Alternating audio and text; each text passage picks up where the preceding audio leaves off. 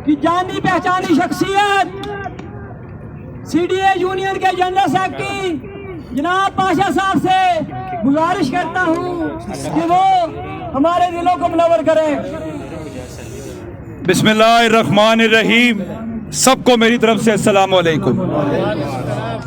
मैं कोई लंबी तमहीद नहीं बांधूंगा क्योंकि यहाँ पे आके बड़ा दुख हुआ, बड़ी तकलीफ हुई। आपको एक बात बताऊं, आपने भी सवाल किया कि MD साहिबा से हम अपील करते हैं, MD साहिबा आप हमारी आवाज बन जाएं।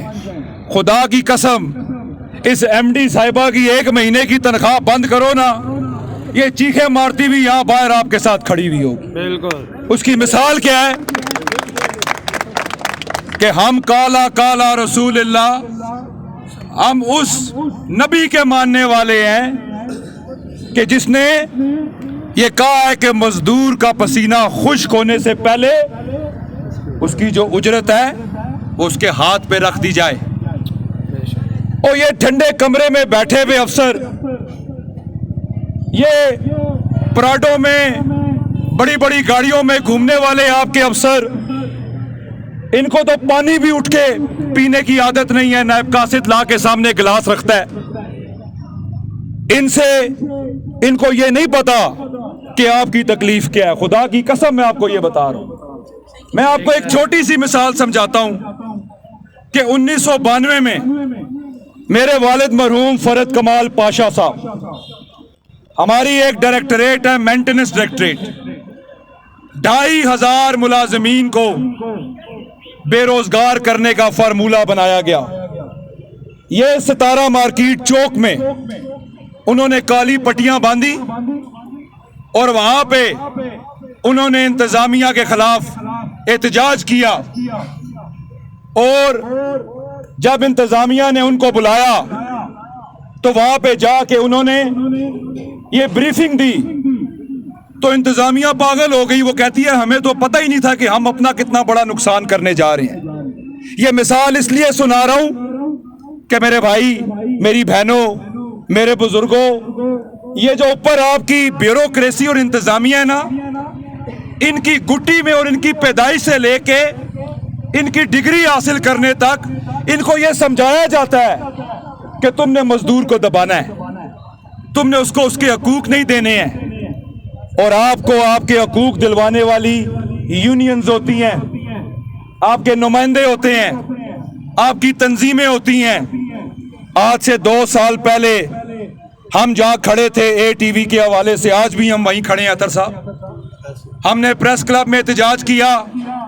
उसके बाद ये बताया जा रहा है कि 1 तनख्वाह देते हैं, 2 रोक लेते हैं। और तुम्हारे बाप का माल है, तुम्हारे बाप का माल है। ये इस गरीब मजदूर के बच्चों की पेट की रोटी है। ये तुमसे क्या मांग रहे हैं? तुमसे कोई प्राडो मांग रहे हैं, कोई कोठी मांग रहे हैं? और यहाँ तो ये जितने खड़े हैं, हम सारों का मसला क्या है? आलू प्याज टमाटर, रोटी, बच्चे का दूध, स्कूल की फीस। अल्लाह की कसम मैं आफरीन कहता हूं आपके ऊपर कि 1 महीने की तनख्वाह ना मिले तो दूसरे महीने घर में फाका आ जाता है। और मैं कोई लगी लिपटी या यहाँ पे वो लच्छेदार गुफ्तगू नहीं करना चाहता। 313 ही लड़े थे, याद होगा आपको। और मेरा भाई रहमान बाजवा साहब ने यहाँ पे तकरीर की, इजाज भाई ने यहाँ पे तकरीर की। 4000 मुलाजमीन का वोट बैंक मैंने CDA से लिया हुआ है। और यार कोई पॉलिसी बनाएं, इनको इनके दफ्तरों से बाहर निकालते हैं। खुदा की कसम, जब मजदूर का समंदर आता है ना, तो बड़े से बड़ा आरामखोर उसके सामने नहीं खड़ा हो पाता, बड़े से बड़ा बदमाश नहीं खड़ा हो पाता। जिंदाबाद, जिंदाबाद। बांग्लादेश में क्या किया यार तालिब इल्मों ने? उन्होंने वहां पे बदमाशों को उठा के मुल्क से बाहर निकाल दिया। और यार हम 8 से 10 करोड़ के करीब तादाद है। मैं पाकिस्तान यूनाइटेड वर्कर फेडरेशन का हिस्सा भी हूं।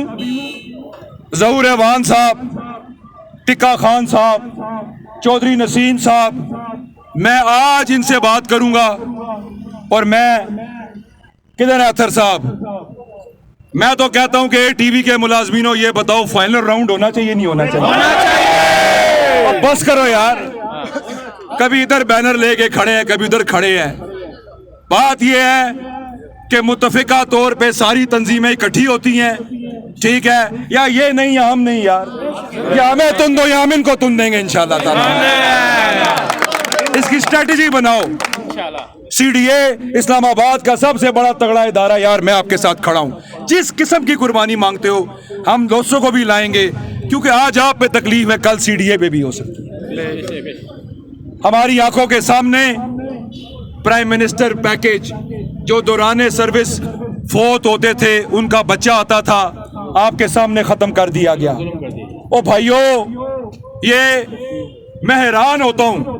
اطہر صاحب میں نے ایک گزارش کی ہے کہ یار بس کرے, اس کا کوئی فائنل راؤنڈ بنائیں. یار یا پار ہونا چاہیے, یا پارلیمنٹ ہاؤس جانا ہے. اور میں اس چیز سے اتفاق نہیں کرتا. تعداد میں بڑی طاقت ہے. اجاز بھائی نے بڑی پیاری بات کہی ہے کہ غیرت مند 5 بھی ہوں تو وہ 1000 پہ بھاری ہوتے ہیں. لیکن میرے بھائیوں, اس کی ایک پراپر اسٹریٹجی بنائی جائے. رحمان علی باجوہ صاحب کو میں کہتا ہوں, میں پی ایل بی کے تمام دوستوں کو کہتا ہوں, میں اسلام آباد کی تمام تنظیموں کو کہتا ہوں, اور سی ڈی اے کی طرف سے میں آپ کو گارنٹی دیتا ہوں کہ ایک جوائنٹ ایکشن کمیٹی بنا لو, اس کے اندر اسلام آباد کے سارے نمائندوں کو ڈال لو. پھر آپ کے سامنے یوٹیلیٹی سٹور کی مثال ہے, دیکھی آپ نے, چند دن پہلے ہوا ہے, چند دن پہلے. او یار آپ کی تنخواہوں کا مسئلہ ہے, ان کو تو بے روزگار کر دیا گیا تھا, ان کو تو نوکری سے نکال دیا گیا تھا. کیبنٹ منسٹریل لیول کے اوپر جو ہے وہ ان کی ڈپارٹمنٹ کے ختم کرنے کے آرڈر ہو گئے تھے, واپس ہوئے نہیں ہوئے, ایک جان ہو گئے تھے. ایک طاقت سے آپ کو پتا ہے کہ سب وہاں پہ گئے. تو میرے بھائیوں, اب تقریروں کا اور آپ کو حوصلہ دینے کا جو وقت ہے وہ دور ہے, کیونکہ 24 مہینے سے آپ کا چولہا ٹھنڈا بیٹھا ہوا ہے, ہمارا نہیں ہے. ہم چاہتے ہیں کہ اطہر صاحب آپ کی جو جیتی ہوئی یونین ہے, جو ہاری ہوئی یونین ہے, اب یہاں ہار جیت کا مسئلہ نہیں ہے, یہاں پہ ایک ہی مسئلہ ہے, وہ آپ کے گھر کے چولہے کا مسئلہ ہے, آپ کی تنخواہوں کا مسئلہ ہے. آپ ایک ہو کے ایک کمیٹی بنائیں, اس میں ہمیں بلائیں. میرا دفتر یہ G7 میں حاضر ہے, ادھر اجلاس رکھے, اس کا خرچہ سارا میرے ذمہ, میں آپ کے ساتھ کھڑا ہوں.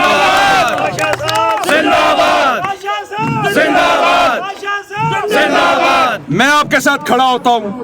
حالانکہ میرا ادارے میں ریفرنڈم بھی چل رہا ہے سی ڈی اے میں, آج ہمارے نوٹسز بھی جاری ہو گئے ہیں, لیکن خدا کی قسم ریفرنڈم جیتنے سے بڑی خوشی اس چیز کی ہوگی کہ اگر میرے بھائیوں کا مسئلہ حل ہو جائے, یہ بڑی چیز ہوگی.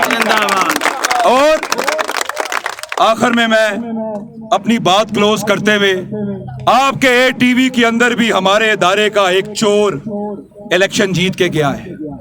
جانتے ہو نا اس چور کو؟ اچھی طرح چودھری یاسین.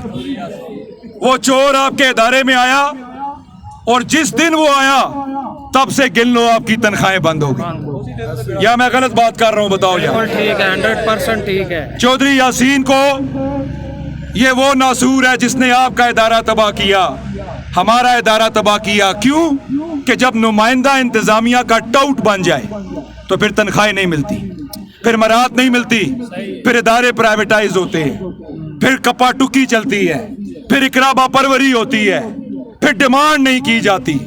لہذا یہ بھی مت بھولنا کہ وہ احتساب بھی ہونا باقی ہے, اور یہ احتساب بھی میں اس شعر کے اوپر ختم کروں گا کہ خاموش مزاجی تمہیں جینے نہیں دے گی, خاموش مزاجی تمہیں جینے نہیں دے گی, اور اس دور میں جینا ہے تو قرآن مچا دو.